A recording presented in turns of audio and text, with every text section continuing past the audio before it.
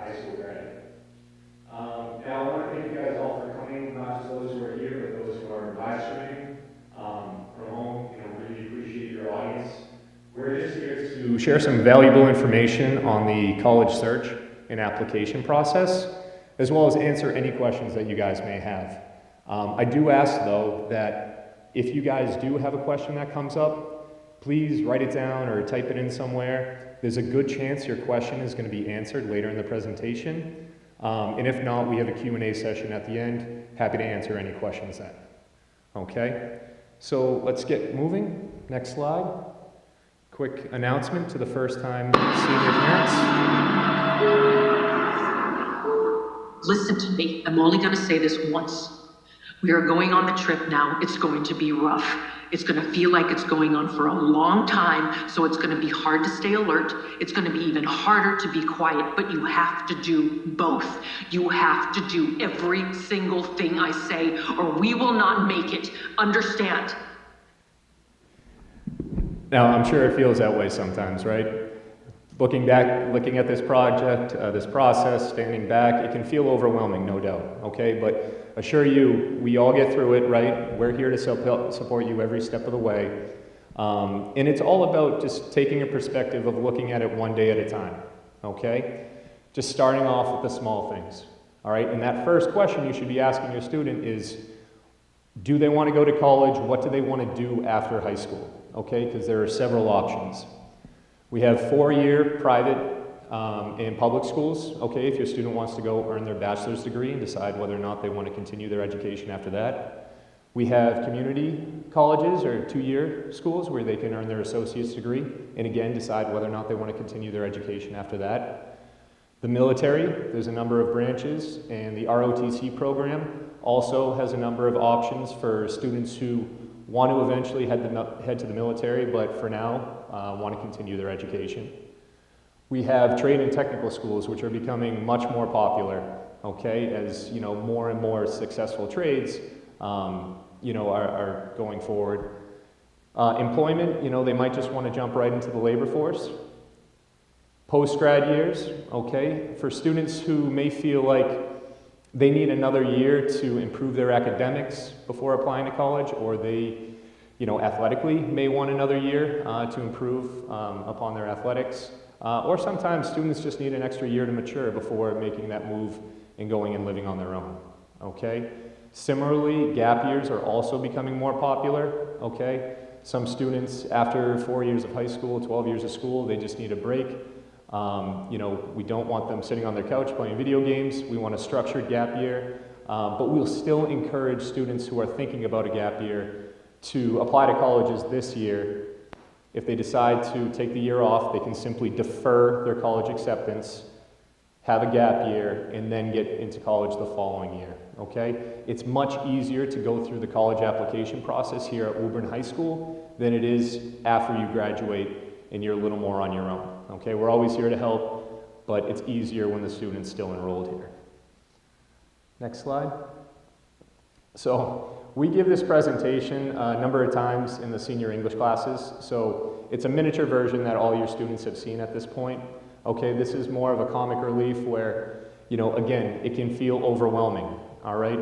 And so much of your time and energy is spent feeling anxious about this process, and we want them just to focus on small things to make them feel productive, okay? So simply, doing some research online, even just going to set foot on a campus, sitting down and just jotting down your list of extracurriculars or community service hours, certain things that you do, they're gonna help you moving forward in this process, okay? Now, I'm gonna hand it over to Ms. Goldie, who has some other great suggestions for your students moving forward.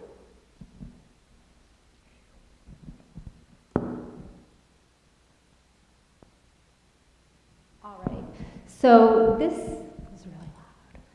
So at this point, we've already had group presentations in the classroom. So all of your seniors have had this presentation in their classrooms.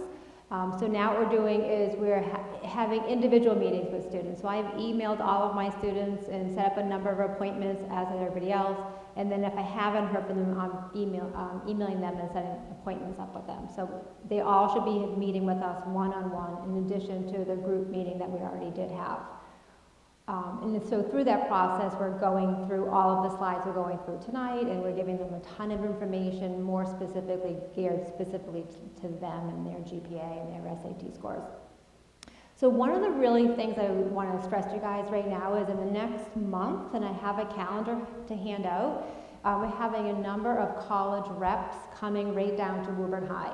And I can't stress that how important this part of it is for your students if the school they want to apply to is coming down to Woburn High, that they take some time out of their school day to come down and meet with them. 99% of the time, it usually is the rep who is actually reading their application. It's not always the case, but typically the person, they assign college counselors to various schools. And so again, the one person who's coming to Woburn High is most likely the person reading your child's application. So if they have a top school, especially a reach school or a school they really want to go to, or even just haven't had time to visit and they want to hear more about a school, I highly encourage them to sign up. And they know this process. We have put it out to them. They're aware of it. The calendar is on their senior Google Classroom. There are paper passes for them to pick up in guidance, and they should be doing this. And if they're not, I think you guys should remind them, hey, don't forget, Endicott's coming down to Woburn High. You really want to go there. Make sure you sign up and go down and hear from them. The other thing is, a really good thing is there's a lot of open houses in the fall. So if you guys have toured colleges in the spring, those are great opportunities, or over the summer if you have done a tour of a campus, whether it be virtually or live in person, those are great opportunities. But the fall has lots of open houses that are coming up. And if you've been to an open house, they're set up a lot differently than a college tour. A lot of times there's professors on campus you can meet with, and my daughter wanted fashion marketing, and so we went over to the fashion marketing professor. We had to go talk to them. They did presentations geared just to the major that you guys wanted. There was student panels, so an open house is a great opportunity, and they feed you. So that's always really nice. You're walking a lot on these tours, so it's nice to get some free food. So a lot of the tours are still virtual, but I would definitely encourage you to visit campus if you can. And if you can't, it's very time consuming as well. So if you can't physically get there, definitely do some virtual tours. Kids every year tell me that they're just going to apply and they're going to see where they get in, and then they're going to visit after. And certainly you can do that, but college applications are expensive. So I brought my daughter to a manual, and it was too small for her. She's like, I don't like this, so save yourself the $50 or $65 the application fee and don't apply there. So I definitely would encourage you to visit as much as you can live, or definitely do some virtual visits as well. So we did lots of searching with students in the springtime to look at some colleges, but it's not too late. Like if your son or daughter has not done anything, it's not too late. Now is the time to really start doing something, and they should definitely do some college searches. My own daughter, she had Naviance at her school. She actually used College Board a lot. However they want to do their searching, they should definitely do that, get that list of schools together, and when they meet one-on-one with their guidance counselor, then they can narrow those colleges down and kind of find out which is the right fit for them. All right. Okay, so everyone always asks, how many? So in general, I think it's around 6, maybe 4 to 8, 4 to 10. If you're a nursing student, I always feel so bad for nursing students because it's so competitive. So you're probably going to have maybe 10 schools on a nursing application, college list. But in general, 4 to 6, 4 to 8 is a good number of colleges to have. 4 would be light. Every year I'll have a student apply to 1.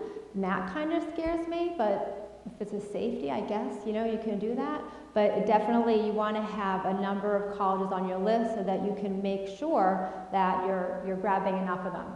And we kind of talk about that as we definitely want to make sure there's a range, right?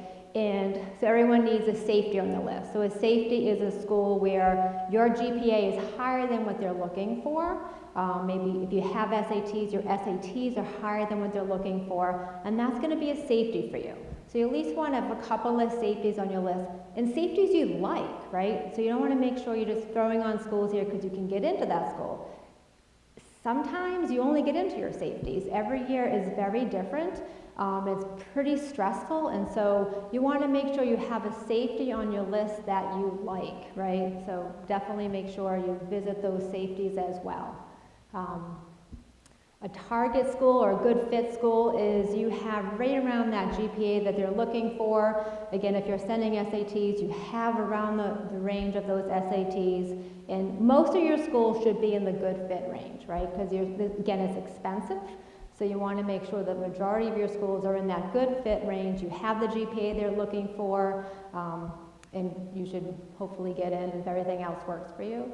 And then a competitive school it's a reach, right? So you have a 3.8, they want a 4.2. It may work out for you, it may not. It's a reach, but you definitely need a couple of them. The real competitive school, like, BU, BC, certainly all the Ivies, those can be rolled the dice schools. So even if you're in that range, and the majority of your schools may be in that range, you also want to make sure you have a number of good fits, because those top schools are just that, they're roll of the dice. You could have everything that they want and you just don't get in. And sometimes I don't know why, I'll call Tufts and be like, why didn't you take them? And, just didn't work for them that year, don't know why. And usually there's no really good reason, it's just, it didn't. So we go to the next slide. So this is a question that we're talking a lot about right now, is when to apply to schools. So a lot of kids, and I feel like colleges are pushing more and more to apply early, and I think that's a great idea if you're ready. It can be a little less stressful to kind of get everything done early and off your plate. You don't have to worry about it anymore, but it is pretty stressful, so going regular decision is fine. When you're trying to decide how you're applying, remember an ED decision is binding. So you're telling that school, yes, I love you and I want to go to you, and if I get in, I'm going. Because if you're going under an ED, you're actually signing an agreement like, I know, if I get in, I am going. And there's no way out of an ED decision unless you can financially prove it's a burden for your family.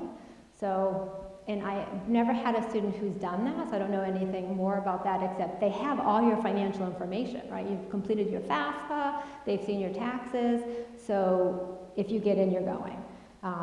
Versus EA is early action. So you can apply to as many early action schools as you want.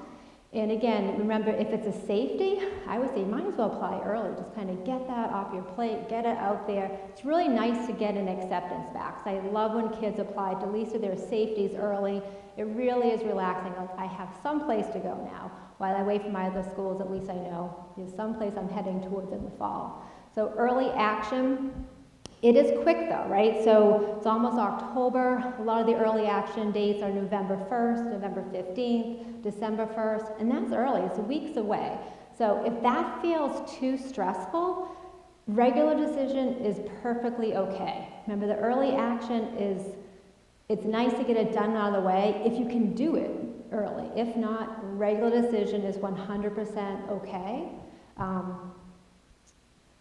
And rolling, I love rolling. Rolling's my favorite. So it's like as soon as you get all your application stuff in there, you're ready to go. So a lot of schools will have like a December 1st date, but and rolling.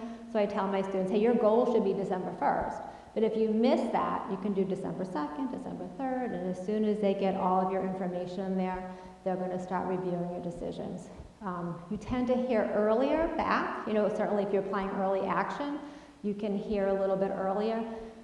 Usually around the holidays, over that holiday break. So again, it's kind of a nice idea versus regular decision. You're applying in January, maybe February, so you're hearing much later in the spring.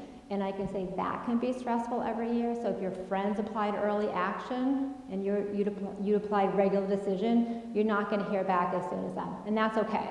But just want to remind, when kids freak out, I'm like, you didn't even apply until February. So of course you're not going to hear. So kind of just talk that out with your students.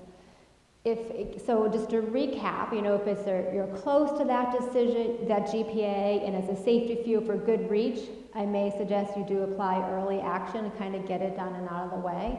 If it's a big reach for you to get into a school, I would say you should wait. You always want to put your best foot forward, so there's no reason to apply early action to a school that's a big reach for you, because you risk the chance of getting denied right away. Sometimes they'll defer students, so if you apply early action and they didn't quite like your GPA or your whole application and they want to see how you can perform your senior year, they'll defer you and they'll move you over to regular decision, but sometimes they just deny. So always put your best foot forward. So I always tell my students, if you think you can really improve this GPA and you're close, because GPA does go up slowly, it comes down slowly as well, which is really nice. But if you think you're going to improve your GPA and you think a regular decision is going to help your application, and I'll tell my students if I think they should do regular decision, then you should wait. So there's no reason to rush if you're not ready for your applications.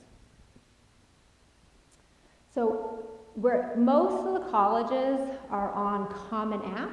And so what we did when we had our guidance presentations, we had everyone create a Common App and match their accounts, because kids will use a Common App to apply to schools, but guidance is going to use Naviance to send information out. So definitely kids will be using Common App, and it makes life a lot easier if you're applying to all these Common App schools. It's one application, it's one spot, you can keep track of all of your schools in there. It keeps track of deadlines for you.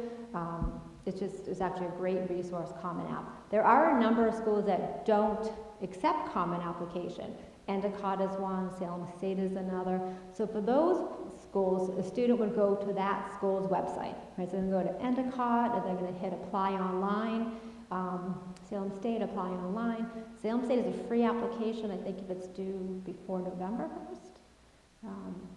So fee waivers, if you qualify for free and reduced lunch, even though I know this year and last year was free for everybody, but typically you had to apply for it. So if you feel like your family has a financial situation where they require free and reduced lunch, I would definitely apply for it. And then you can get some free college applications, because it gets pretty expensive. So kind of keep that in mind when thinking about how many schools you're going to apply to.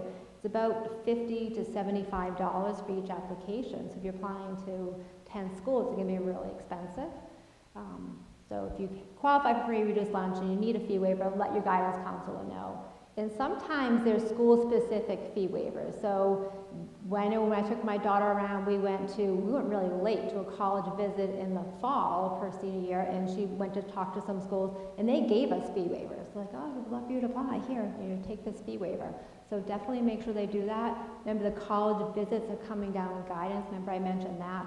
That can also, sometimes the school may give a free application out there as well.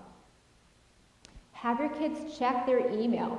So as soon as they are reaching out to a college, whether it's a college visit or a college tour, colleges are emailing them. And my daughters didn't check all their emails. Make sure you're checking all their emails, and sometimes they'll send them a free application, and they wouldn't know that if not open their emails. All right?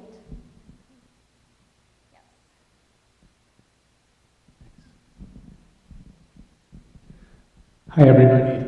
I'm Bob McCurtain. I'm one of the guidance counselors. Thanks for coming tonight. We always get asked, what is a college looking for? I have parents asking, about some of the top schools, like Carolyn mentioned, like BU and BC. And so I do agree with it's kind of a roll of the dice with some of them in terms of what exactly is going to make the difference with some of those top-end places. But generally speaking, this is kind of a list of what schools are looking for. And in the transcript, I think it's just the body of work over the 4 years that you're in high school. A lot of people just think it's that junior year, but it's really the body of work, and hopefully there's either a consistent trend or an upward trend over the course of time that you're here. So we have kids who sometimes get off to a tough start in high school, but then kind of figure it out as they go, and that's a good thing. Colleges like to see that. The GPA, and you've probably heard this a lot, we weight just the same way the Mass State colleges do. So for honors classes here, the grade at the end of the semester, if it's a B, which is a 3.0, we calculate it as a 3.5. So we add 0.5 like the UMasses and Salem and the rest of the state schools do. If it's an AP course, it gets an extra point. So a B instead of a 3.0 would be calculated in as a 4.0 here. If it's a college prep class, a B is a B, so it's a 3.0 and it gets calculated in. So when we tell your sons and daughters that we have a weighted GPA, that's what it means. It's weighted based on the courses that they took.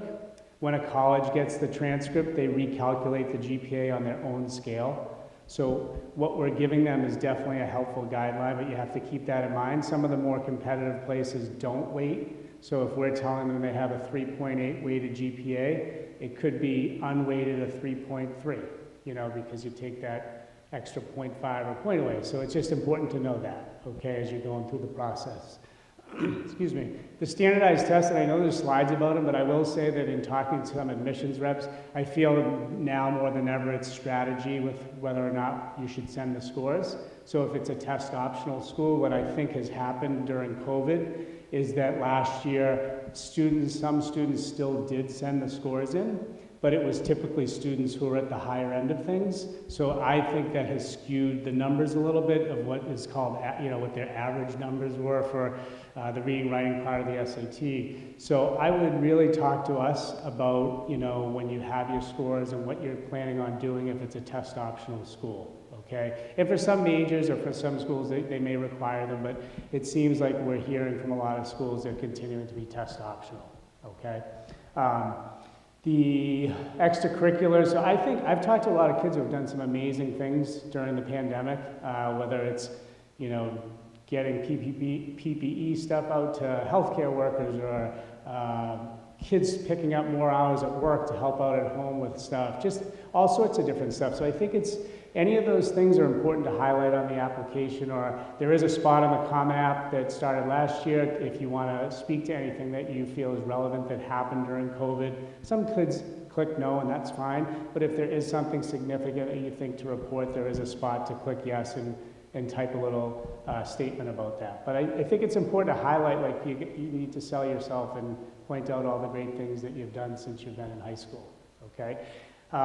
The essay is obviously critical. It's important to have a couple of sets of eyes on it. I think there's a slide on this too, but just want to throw that out there that I think that's the hardest part of the application. So if it's some kids I'm talking to, they're done with it, some I haven't even started, and I can tell it's like just that overwhelming thought of just getting into that. So it's important to get going on that. And some of the colleges on the Common App will also have what's called supplemental essays.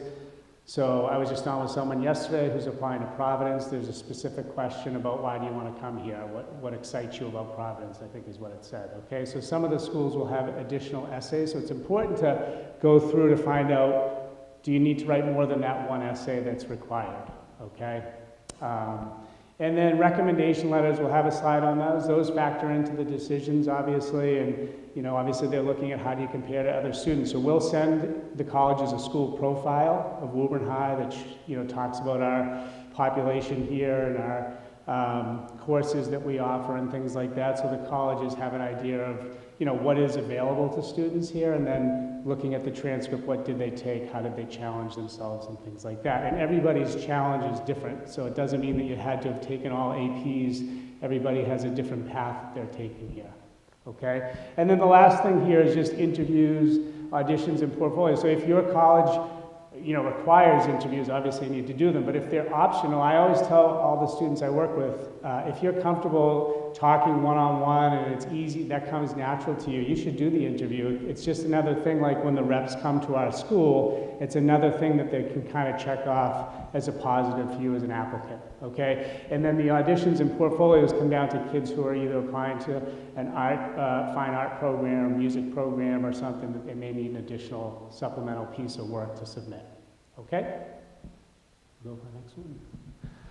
So here's the essay slide. It's the next one. So this link up here can give you some information. I think it's just important, and these are kind of basic things, but make sure you're answering what the prompt says.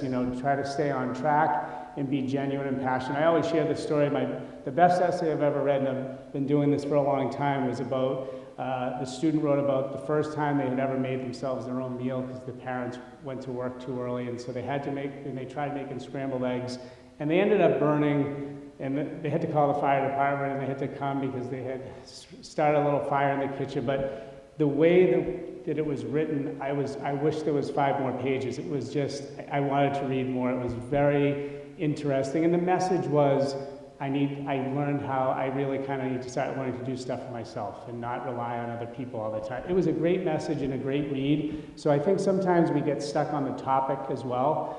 And I don't think it has to be anything that was, so terrible that happened that you overcome. That could be it, but it could be as simple as learning how to do something for yourself, like make scrambled eggs, okay? So I think that's important just to keep in mind.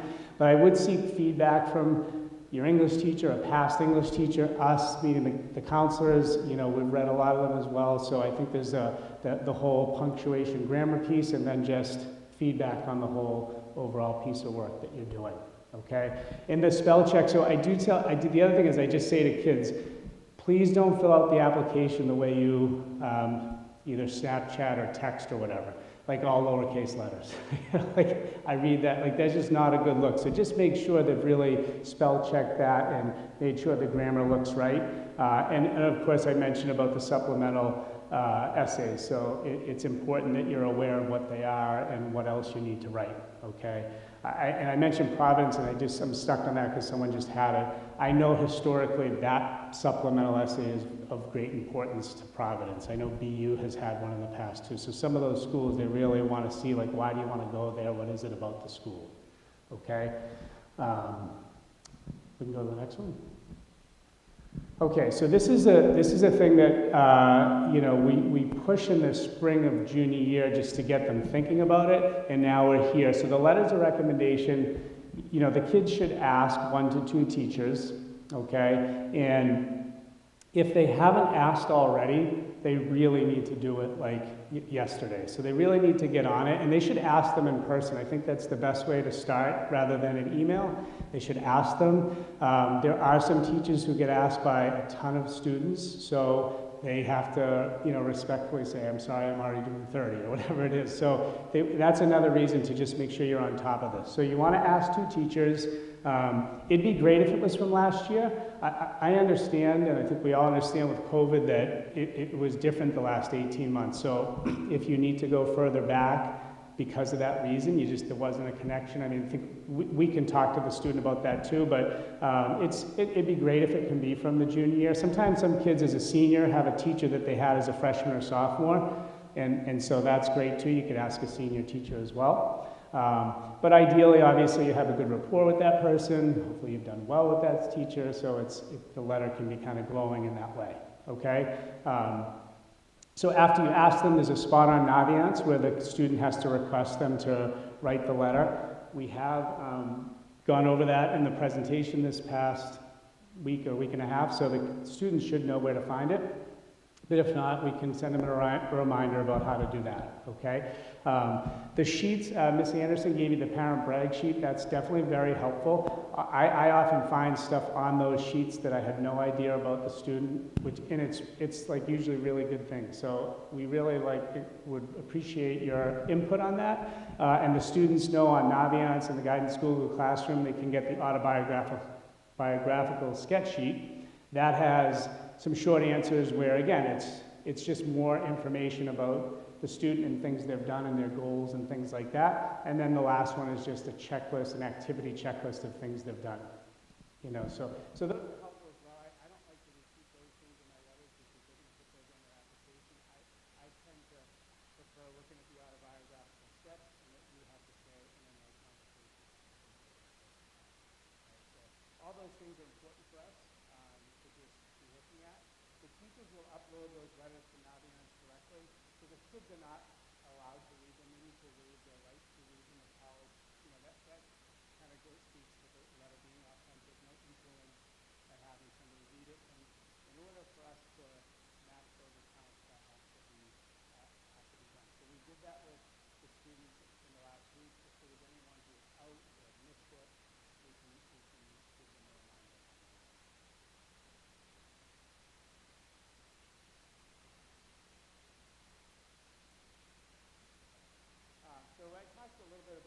question. So the SAT and the ACT are the two tests that colleges are considering.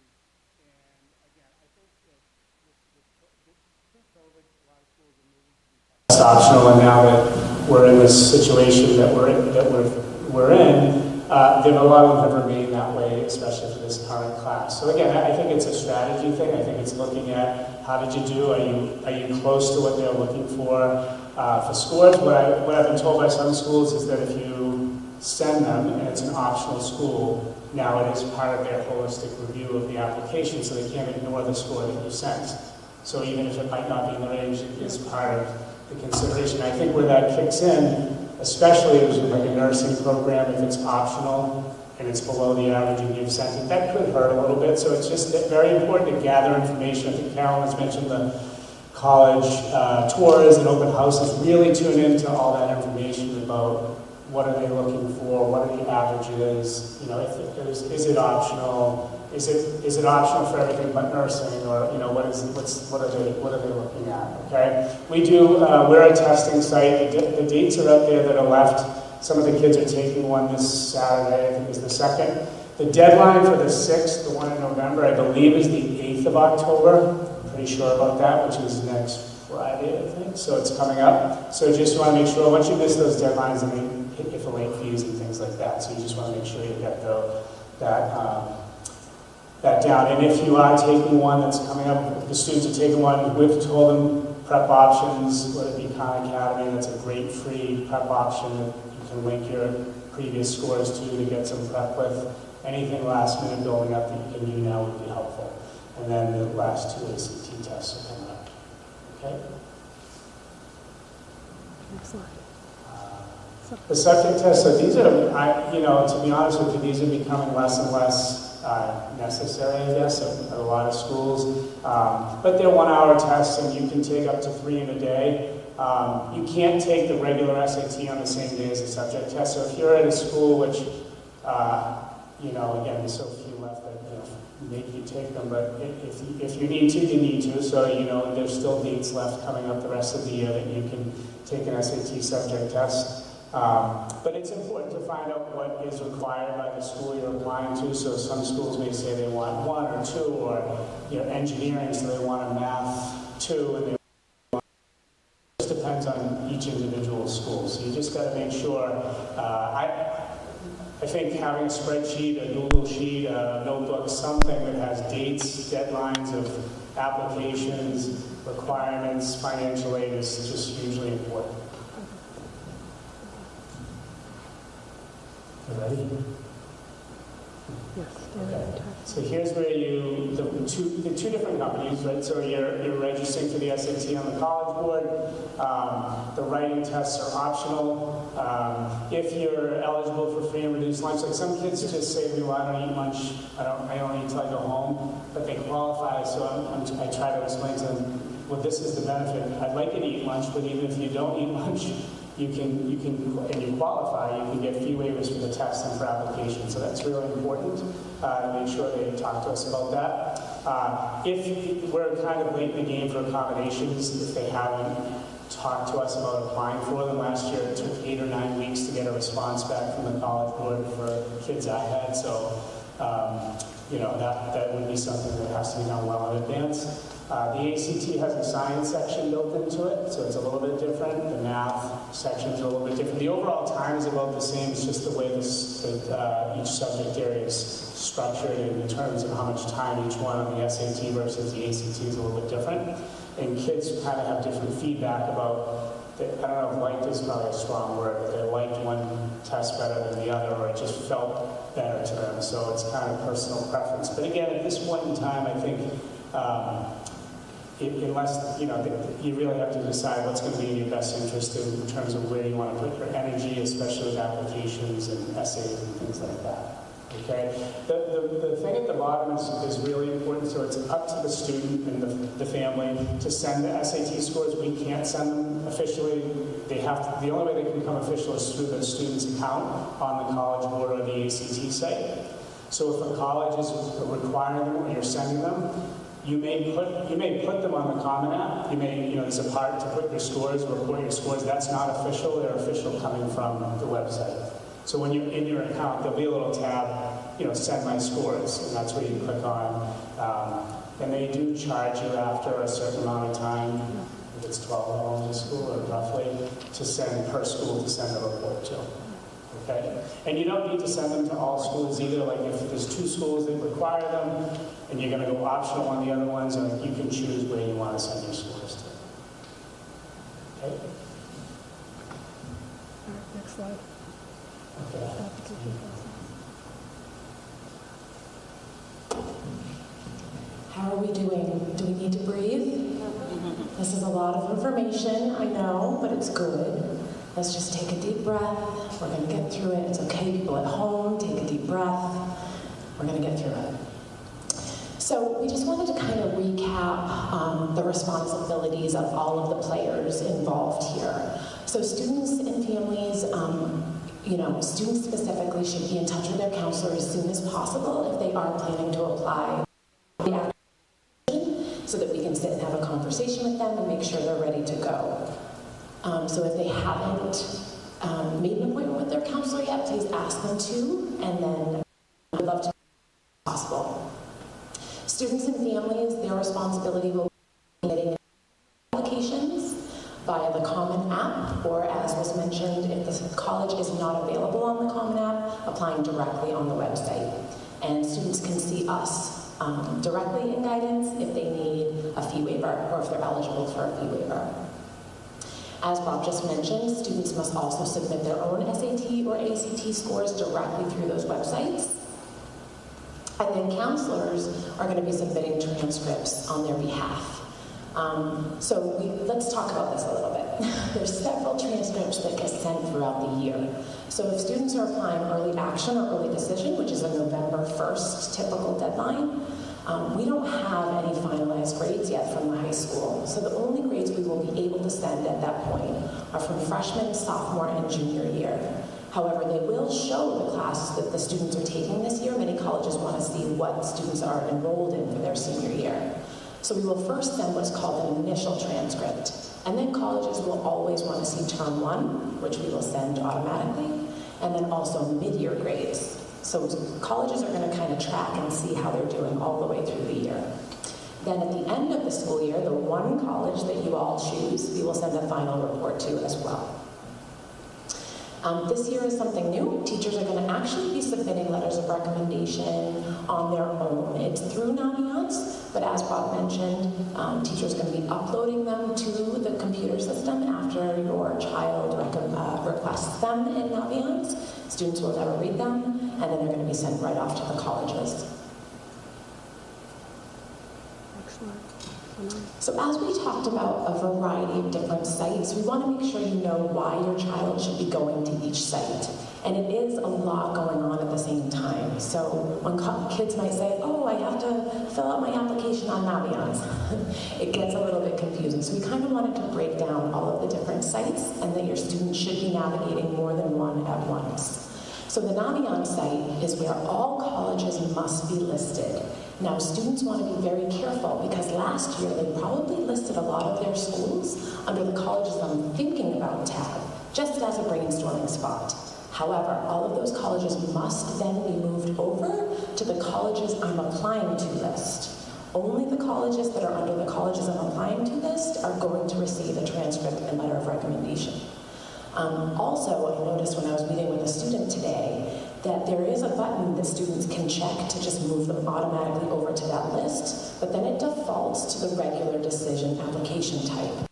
These will go back into their Naviance account to make sure that they have selected either EA for early action, ED for early decision, or RD, and that it looks correct to them. The autobiographical sketch, which is helpful for the letters of recommendation, is also housed in Naviance. And they will electronically request their teachers in Naviance as well. We did the matching with them in the in-class presentations, but if your child missed that, you can match the Common App and Naviance in Naviance. And then down the road, and this will come up later on, scholarship lists are going to be housed in Naviance as well. The Common App is a streamlined application service that many colleges subscribe to. So students will be applying on the Common App.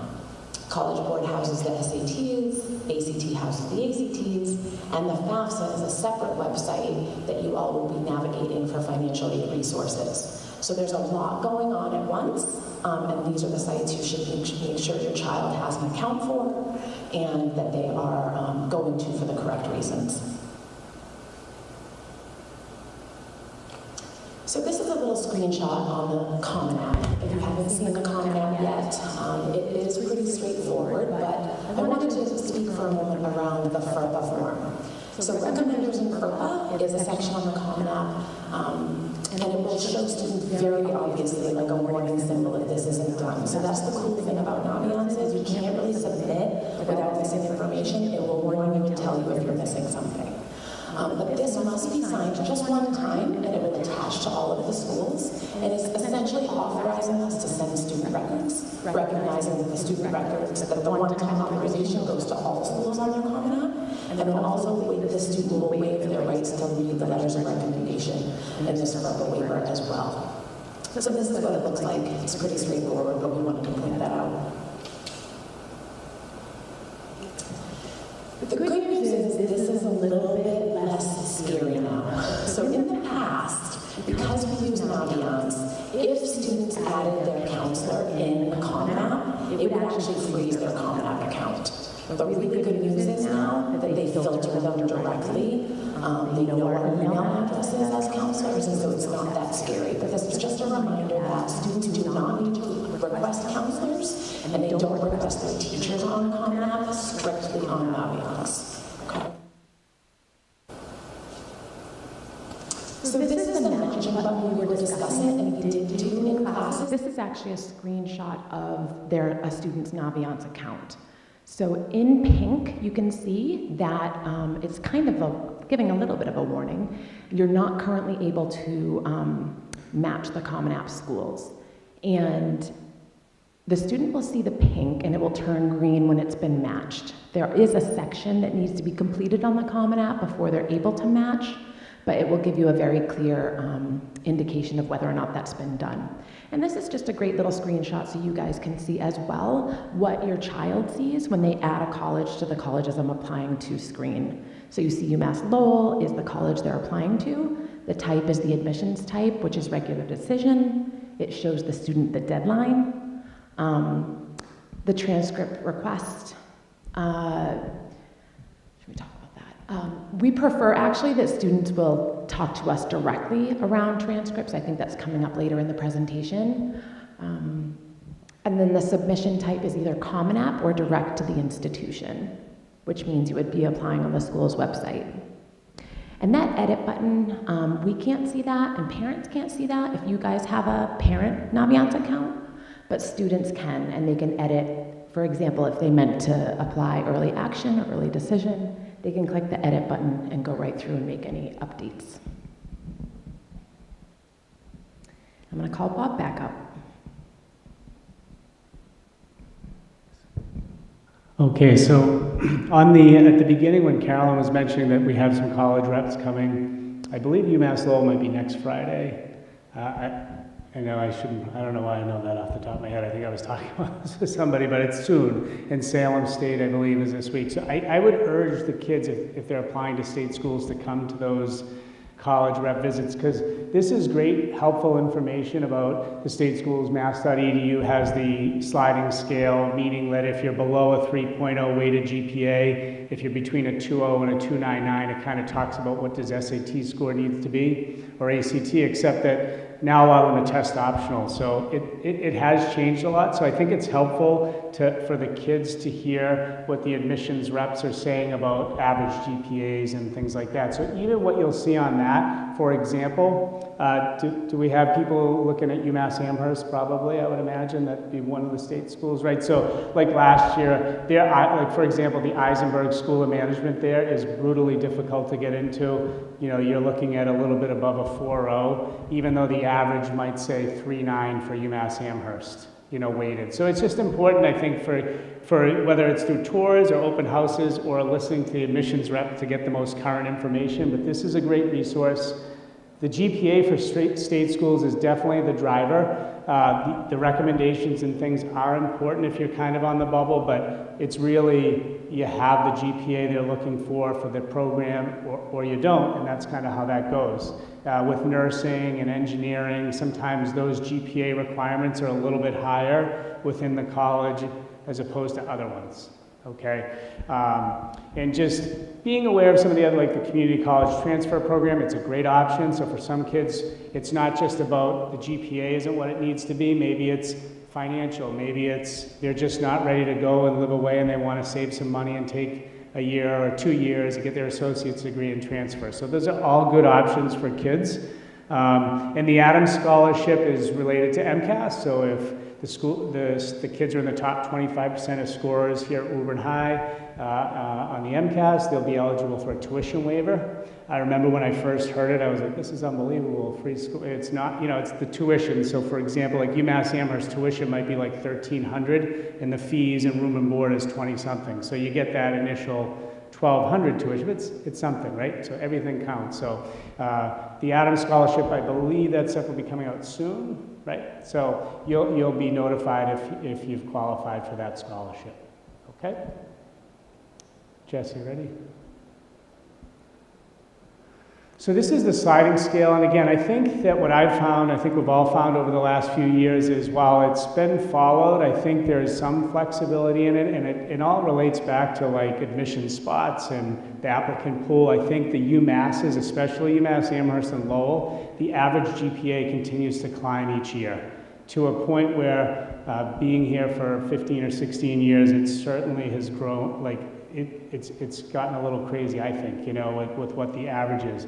I think the UMass Boston, UMass Dartmouth is still, a little bit more workable when it comes to this, okay? So that 3.0 though is kind of the marker with the state universities, the Salem, Fitchburg, Westfield, Worcester, Framingham, those ones, when you're at a 3.0 and it's not nursing, it's, just for most programs, you're usually in pretty good shape with admission, okay?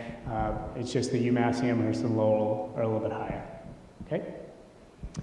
And then the next one is just for the smaller state universities. So the UMasses are kind of there, the 4 of them in a pack, and then you have the other 7 or so state universities, and this is their sliding scale. So the SAT score is a little bit lower than what it would need to be for one of the UMasses, okay?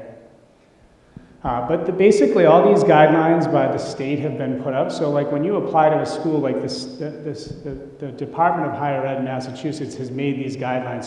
So it's a college, like if a UMass Lowell, you really wanted to go there and you had a 2.9, that has to go to their committee. It's, the admissions committee, because they have to be able to really make sure kids who they accept stay and succeed and all that stuff. And that comes from the higher ups in the Department of Ed. So that's kind of how these things all got developed.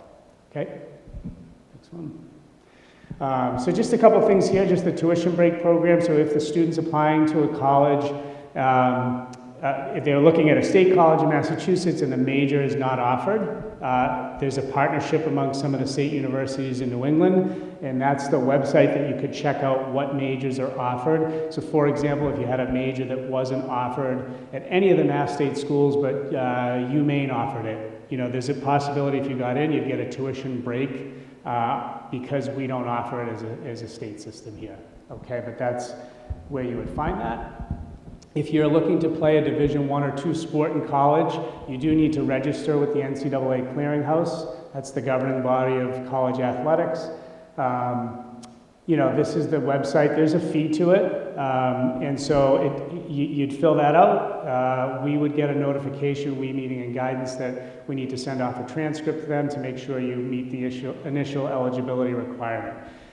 If you're in this boat here, I just would say that kids have called us in August saying, like the soccer coach says, I can't get on the field because I'm not, I'm not eligible, and we're looking through and like, well, you didn't do this, that's why you're not eligible. So it's really important that if they're playing a sport, Division I or II, you do not need to do this for Division III, that you make sure you take care of that, okay?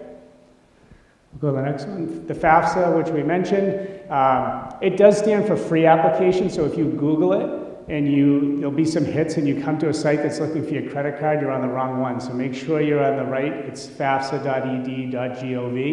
That's the FAFSA. It's a federal methodology. It opens on October 1st, which is Friday. It's hard to believe. So if you're applying early, like we've talked about, either way, I would suggest getting on top of it. It's just one of those things that you want to get going on.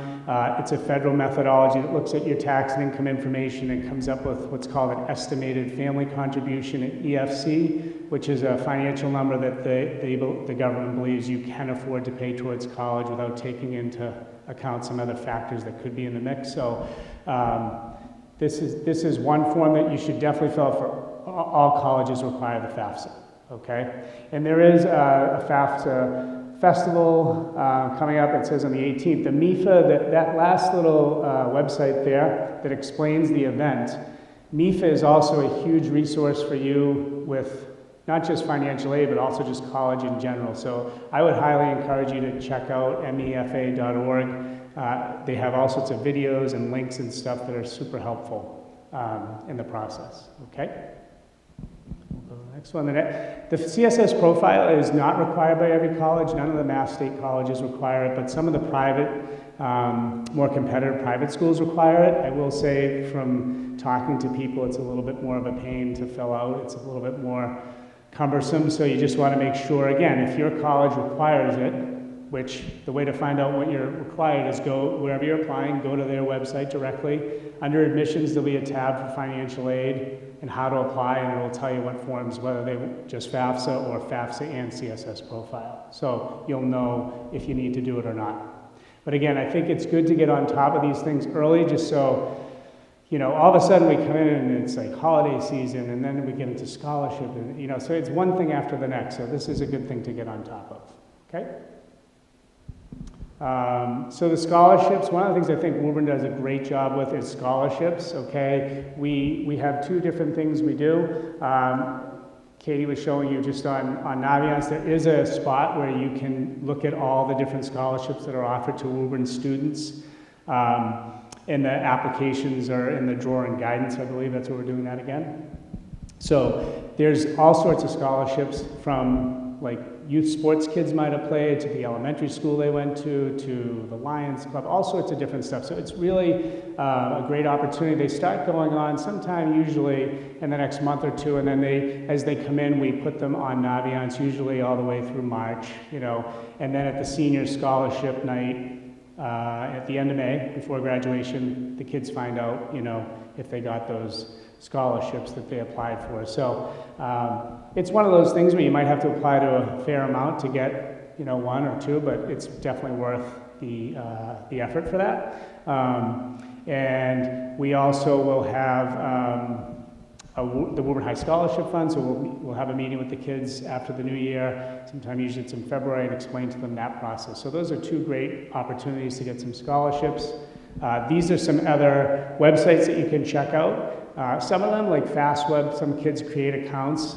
If they think they get a lot of emails now, when you join FastWeb, you're going to get more emails than you've ever seen before. They send you tons of scholarships, but a lot of them are, you know, they're national scholarships, so it's just filtering through what makes sense to apply for and whatnot.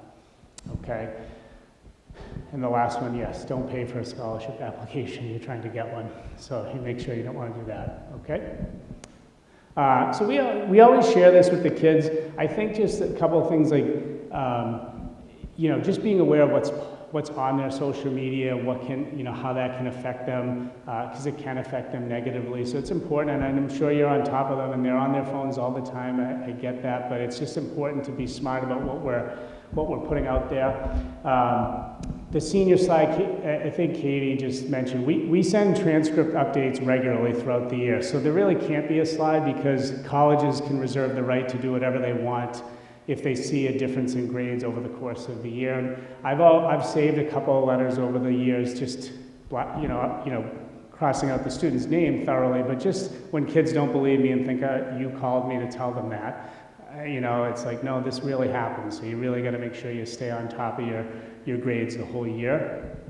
And then just the lastly, like if there is any credits to be recovered from previous, failures in any subject, it's really important. Night school starts next week.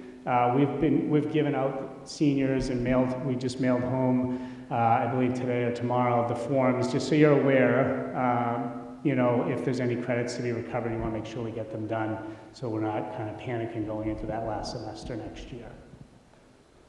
Okay.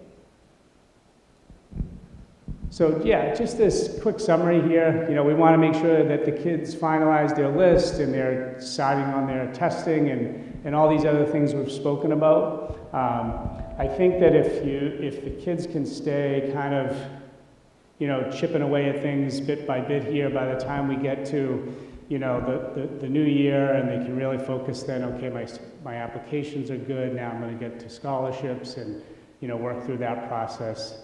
I think it'll make life a lot easier. So if they haven't started, it's not that it's too late. It's okay. I don't want you to leave here saying, oh my gosh, they haven't done, it's okay. We'll work with them. They just need to make sure, like I think everyone has said, we do send out emails, and I know they get a ton of them, but I always tell them ours are important, as I'm sure everybody else does, but they're usually about setting up times to talk and chat and see what's going on and how can we help them, okay? We'll go to the next one. So here's just the assignments, just in case. We did have a shift because, we have Matt as the new director, and so we kind of shifted around caseloads a little bit, and now we're all 9 through 12 with students instead of having a freshman counselor. So just in case you have any questions about who you have. Okay? I think that's the last slide, right? Yeah.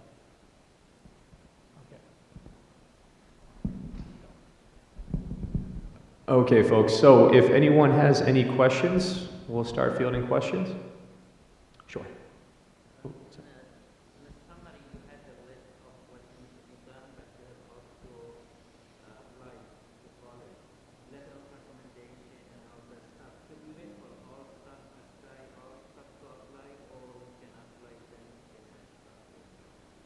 Yeah, so we're going to want to make sure that we have kind of all of our ducks in a row before we apply. Now, hypothetically, if a recommendation letter were to trickle in after the fact, that's not going to be the end of the world. Certainly that's not on your student.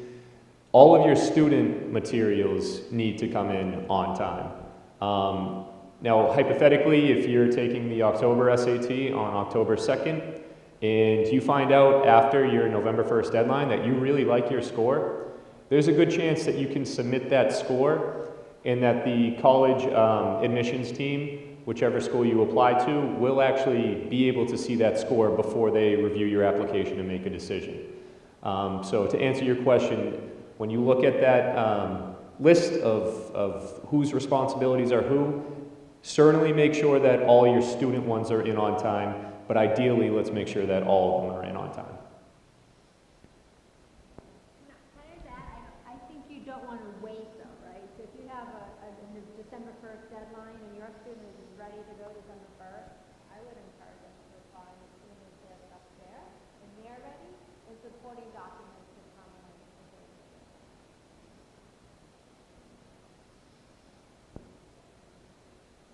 Questions? Yes.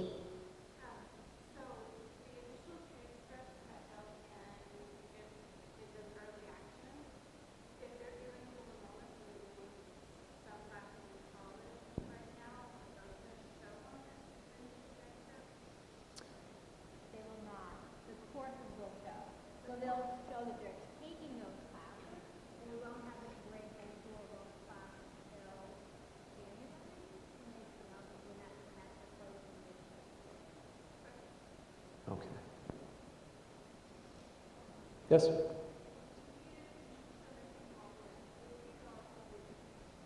Sorry?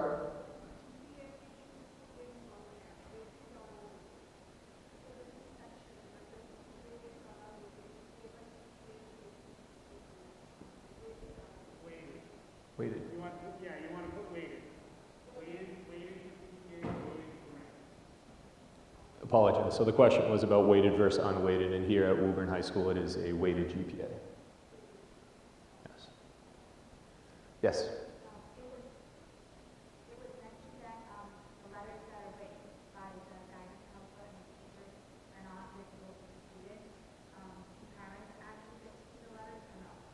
No, so the letters are private, and trust me when I say this, we only write good letters for our students.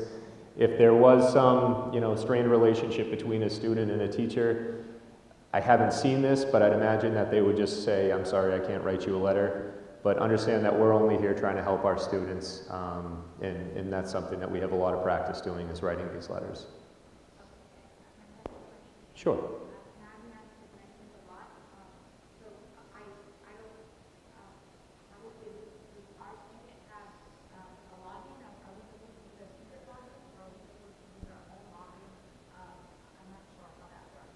Yeah, so every student at this point does have a Naviance account. We do understand that some students are a little more protective of their online credentials, but where Naviance is, again, just so academic and about, the post-secondary options and colleges, hopefully they're willing to share that. If not, we have parent accounts. We can send you a link that has your own Naviance account, but it's view only. So only your students can make any change that they want to add to school or delete a school or update something. Your students have to do that on their account. That's fine too, which is great because, I have a child that's in this. Okay. Email the guidance counselor and let them know you want your own Naviance. Okay, thank you. Okay. Yes. Question?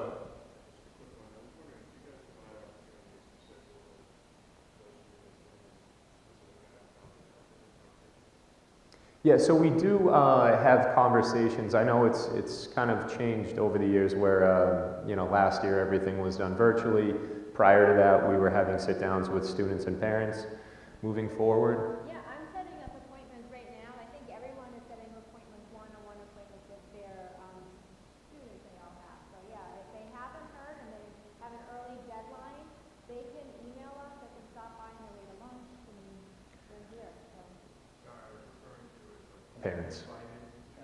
I often do that, especially if there's a first level of college, so just email the guidance counselor and we can all get that together, yeah. Yep, absolutely. So the first children are always the hardest. There's a lot of work, so then once you have a second or a third, it's really easy to Rinse and repeat. Yes, in the back. Good.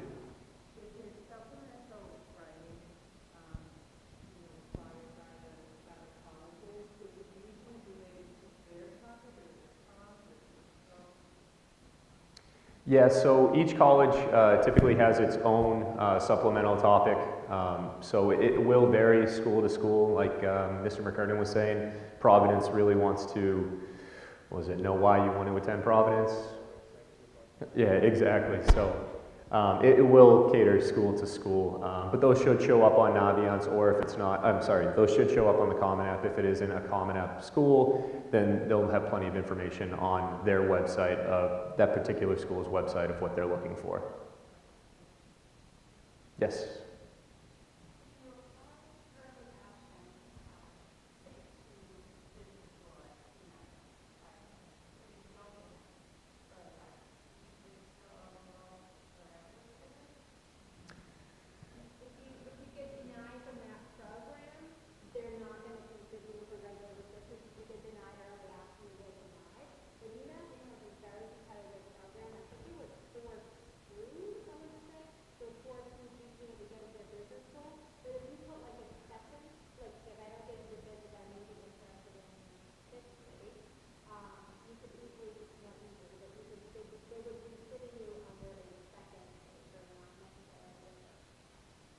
Last year, the volume of applicants, when I've had someone report to not get in, and I've called to ask why, and, they give you the general, well, we have lots of great applicants, but there wasn't the option to get in under another major because you're not waitlisted.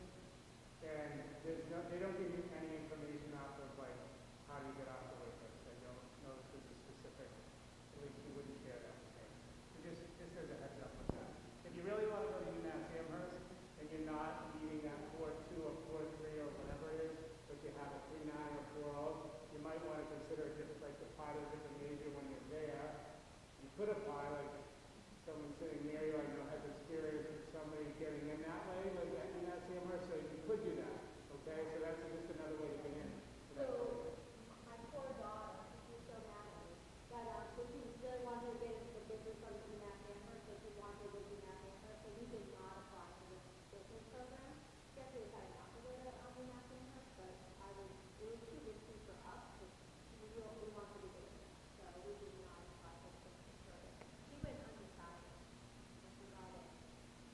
Yeah, so it's worth doing your research and finding out what the more competitive programs are. I know, you know, certainly applying to Northeastern, they have a couple programs that that really are expecting high competition. So, kind of knowing where your student is and what the likelihood is, you know, it's all about having that strategic approach.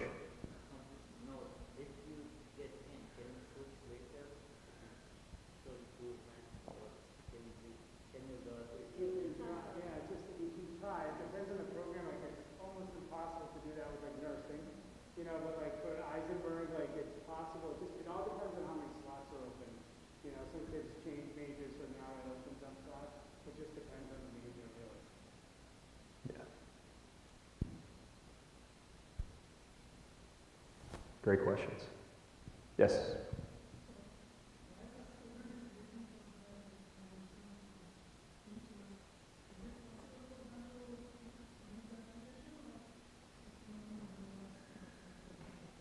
So this is very important.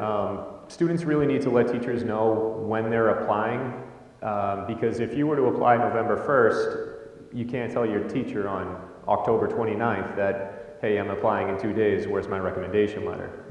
You should give the teacher a good 2 to 3 weeks notice that you will be applying on the earlier side so that they have ample time to write that recommendation letter, get it uploaded, and have all the materials ready to go, you know, hopefully at least a few days, if not a week in advance. Absolutely. Good evening, everyone. I'm the principal, Jess Callanan. I was also the tech director tonight, if you didn't see me up in the box. I just wanted to add something about seniors and the Adams Scholarship. So seniors really could escape high school without taking their MCAS, and some of them are very relieved about that because of the pandemic, and believe me, they've earned it.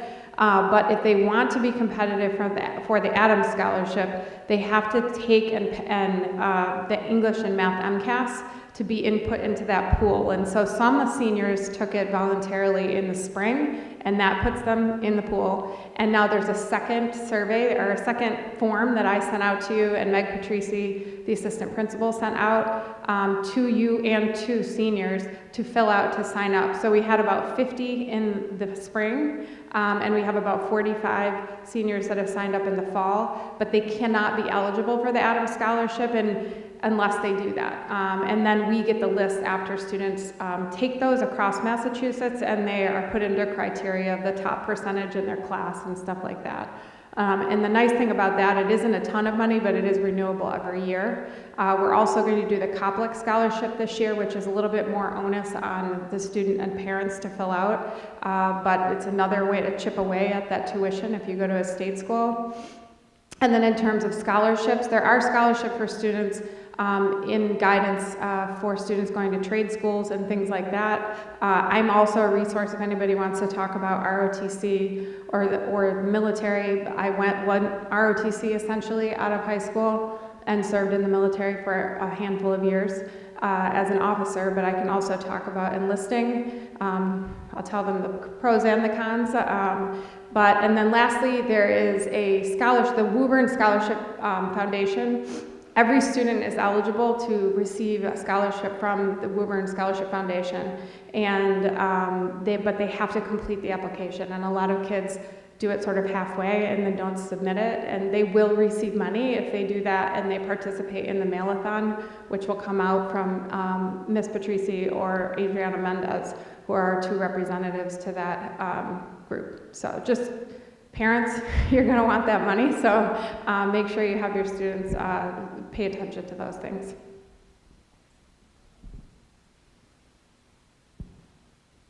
Yes. Online information about the scholarship? Yeah, so it's on Naviance. You know, again, hopefully your student's willing to share their login information, but if parents can view the scholarship information? Yes, but if, again, you want your parent login, then we can provide that and you'll be able to go in and see that as well. I believe it's also posted on the morning announcement. They'll tell you when the scholarship is coming up and the deadline.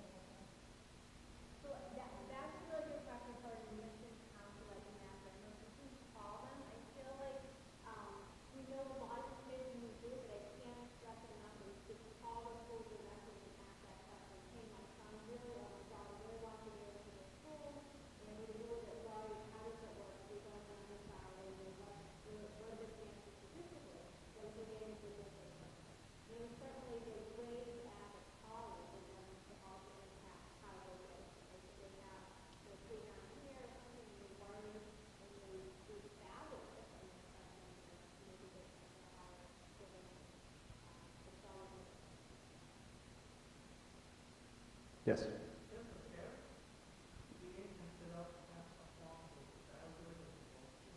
So, yeah, go ahead.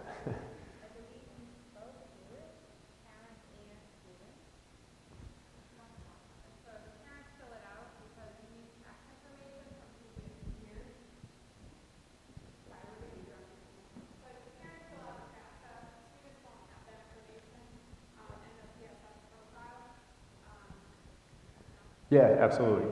Honestly, my husband did mine, so I was very, very happy that he did it. I believe my daughter did need her own account to do it. He, I think, did it under his account or in our account, and he filled out the FAFSA because it does have lots of information. But then my daughter had to go back on and accept it. So, yes.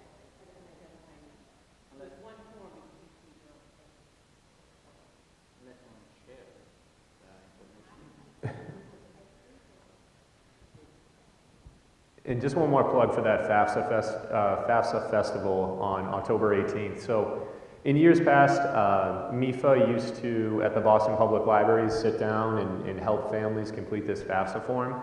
And if one good thing came out of COVID, that whole process moved virtually because, you know, it was tricky for people to get in there, and with the social distancing. To sign up for these one-on-one sessions where you can sit down with one of the best over at MIFA and work through this form, it's a quick way to just know that you're doing it right, to have an expert right there sitting down next to you. So again, just want to plug that one more time on October 18th. Yes?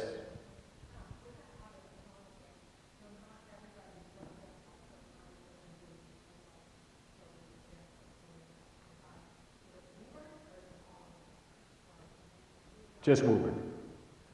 Yes, great question.